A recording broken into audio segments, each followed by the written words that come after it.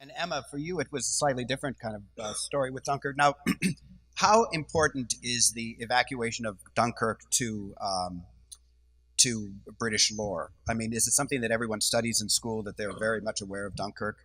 Well, I mean, Graham can attest to this, but it's like it's you almost don't even study it in school. People just know it. It's They kind know of it. in our DNA. It's a story that everybody knows. It's almost how we define ourselves as Right. British people. It's sort of the stoic getting on with it.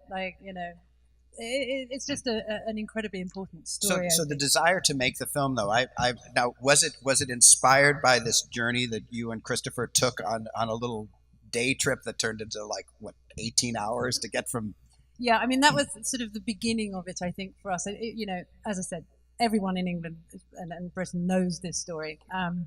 We did take the trip, and sort of that very much brought home to us how incredible the achievement was in 1940.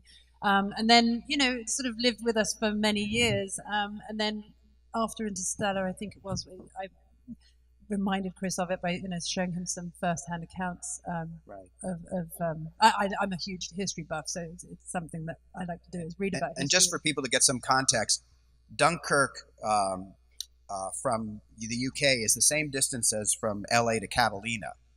And LA Catalina you can do in 2 or 3 hours. Yeah, by unfortunately, the channel is a very different. Yeah, very difficult.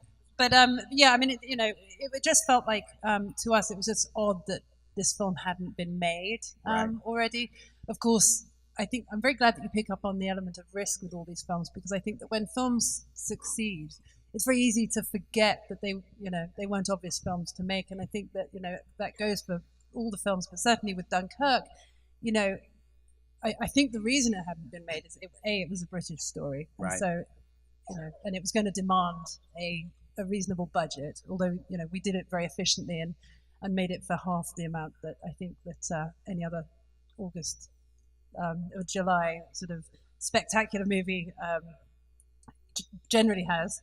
We also, on top of that, Chris very much wanted to make an almost experimental film. Right. I mean, he said from the beginning he wanted this to be, an action movie, but at the same time he wanted it to be, have very little dialogue. He wanted it to be almost a silent movie. He wanted us as audience members to be with the characters going through what they're going through. Not a traditional battle movie; it's more of a survival film. And was the key when he came up with this notion of dividing it into land, sea, and air? Was that sort of a breakthrough for him in terms of the development of the script? Absolutely, he very much wanted to show sort of the subjective experiences of people who were going through this evacuation in various different roles. So we talked about what could be interesting and what could be the way into the story. He went away and wrote the script very, very quickly, and it was a tremendously short script. I mean, way shorter than anything he's ever written before. And once we had it, we obviously have a fantastic relationship with Warner Brothers, and so we took it to them. And I think that, and Dan Aloni, who's here, Chris, and my agent, I think that when Chris comes to Warner Brothers and to Dan with the script and says, "This is what I want to make," they're kind of probably a little nervous, because it's hard to say no to Chris, and It's hard to say no to Dan too. Where he is.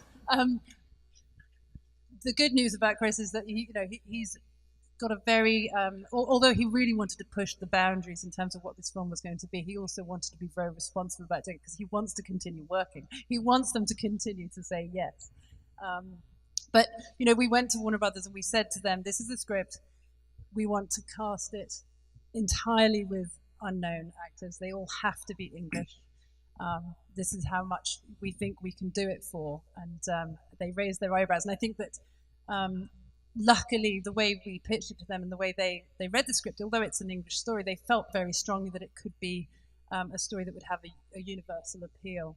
And that even though it had this very experimental approach and was a very, I think, boundary-breaking movie, they felt that there was something there that they could sell. Right. Well, congratulations.